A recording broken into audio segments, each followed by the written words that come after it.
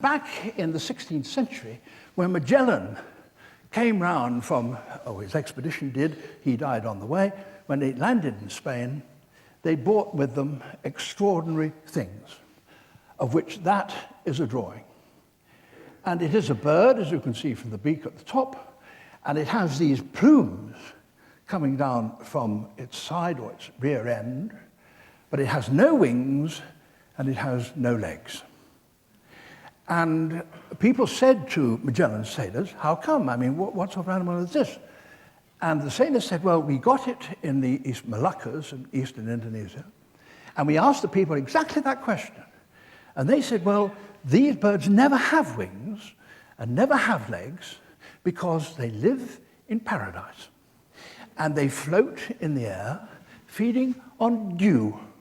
And human beings only find them when they fall to the earth. And so they are called birds of the gods, birds of paradise.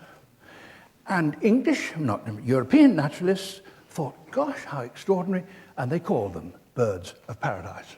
Of course, it didn't last for long. I mean, some naturalists said, come on, grow up, it can't possibly be true like that. What has happened, of course, is that the wings have been cut off and the feet have been cut off simply to emphasize the glory of these wonderful plumes.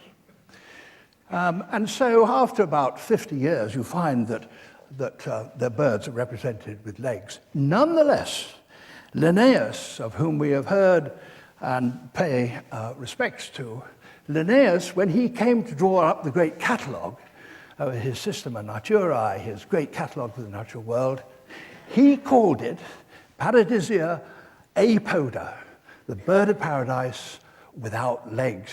But his tongue was in his cheek, I'm quite sure. But nonetheless, today, still, we call it Paradisia apoda.